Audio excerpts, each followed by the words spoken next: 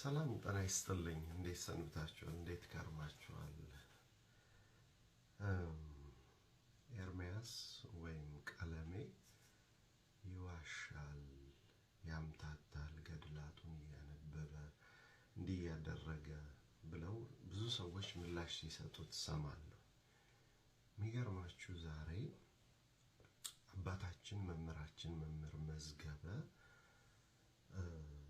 ያስተላለፉት አንድ መልእክት ነበር በእግረኛው ሚዲያ ላይ ስለ ኒቂያ ጉባኤ እና ማብራሪያ ሲሰጡ አባታችን ምንድነው ያሉት? የኢትዮጵያ ቤተክርስቲያን ምን ያልደረሰባት መከራ አለ፣ በዚህ ምክንያት ውርደት፣ ልጆቿን ማጣት፣ ብዙ ስቃይ እንደደረሰ፣ ነገር ግን ያኔ አባቶቻችን ተሰብስበው ችግራቸው አሪዮስ ነበረ፣ ችግሩን እንደፈቱ አሁንም መሰባሰብ መቻላችን በጣም ድንቅ ነው ብለው ብዙ ስለ ገዳማውያኑ ስለ አብነት መምህራን ብዙ ማብራሪያ ሰጥተዋል። ነገር ግን መበታተን የምትለውን ቃል ወስዶ ታድሶን የማትሰማ ቤተክርስቲያን፣ ታድሶን አታንሱብኝ የምትል ቤተክርስቲያን እንዲህ ነው የምትበታተነው፣ ልጆቿን የምታጣው ካለ በኋላ አዛኝ ቅቤ አንጓች ሆኖ ያዞን ባሲና ሲያነባ ሰማሁት። ምንድነው ያለው? እኔ ቀድሼ ያቆረብኳቸው በእርፈ መስቀል ደሙን የሰጠኋቸው ሰዎች ሲጠፉ ማየት አልፈልግም። ኦርቶዶክስ እንድትጠፋ አልፈልግም።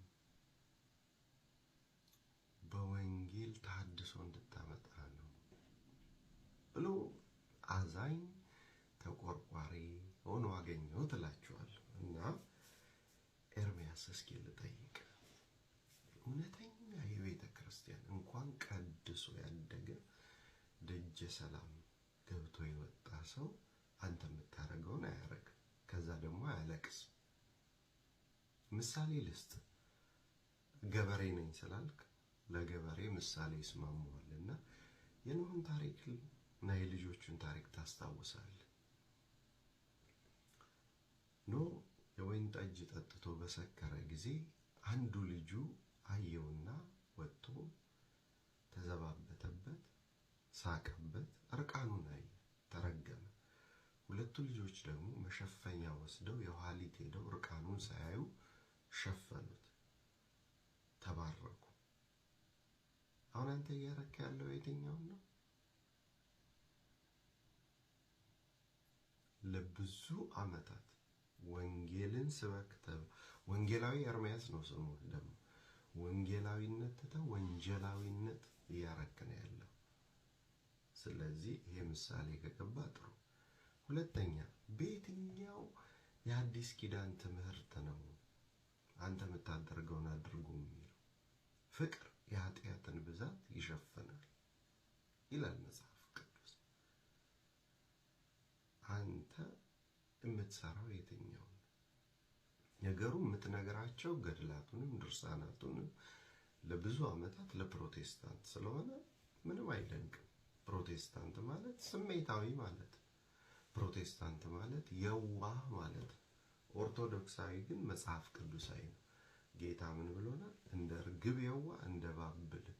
አሁን ይሄንና ሁሉ ዓመት አስቀምጠ አሜን የምታስብላቸው ሰዎች ኦርቶዶክሳዊ ቢሆኑ በማግስቱ ጥለው ይሄዳሉ።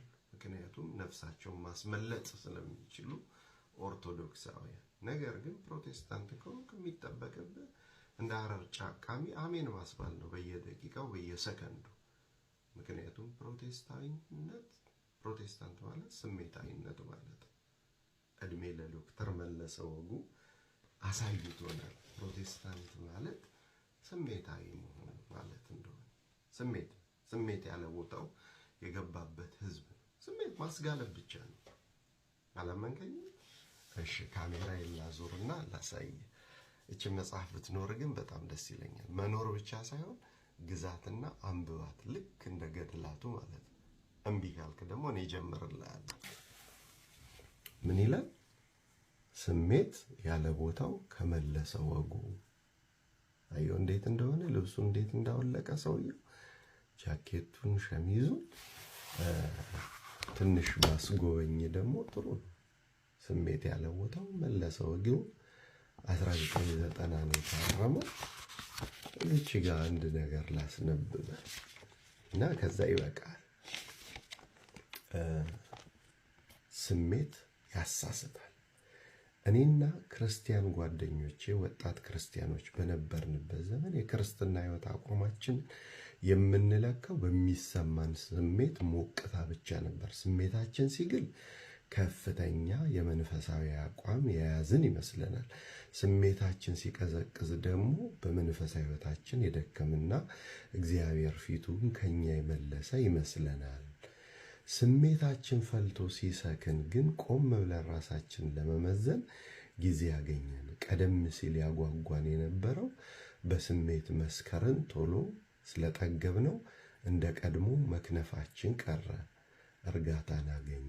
ስሜታችንን መቆጣጠር ባለመቻላችን የተነሳ በእግዚአብሔር ቤት ውስጥ ያበላሸናቸው ነገሮች ሁሉ ወለል ብለው ታዩ። ከዚያ በኋላ አንዳንዶቹን ለመጥቀስ ይላል። ልጥቀስልህ ትንሽ ተዝናና እንጂ።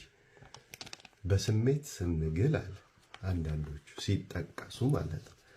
በስሜት ስንግል በጉባኤ መካከል ልብሳችንን በማውለቅ ባሪያዬ ራቁቱን እንደሆነ እናንተም ራቁታችሁን የምትሆኑበት ጊዜ ይመጣል በማለት ትንቢት ስንናገር የእግዚአብሔር መንፈስ በተሰማን ቁጥር አጋንንት እንዳፈራገጠው ሰው ከጠረጴዛ ስር ወድቀን እየተጎተትን የምንወጣው ልንነጠቅ ነው ብለን ጣራ ላይ ስንወጣ አጋንንትን ለማስወጣት በቀበቶ ስንጀልጥ በክርስቶስ እመን ብለን በግድ እንዲያምን የሰውን አንገት ስናንቅ እየፎከርን አጋንንትን ለማስወጣት ሄደን አጋንንት በያዘው ሰው ተደብድበን ልብሳችን ተቦጫጭቆ የተመለስንባቸው ጊዜያት ይላል።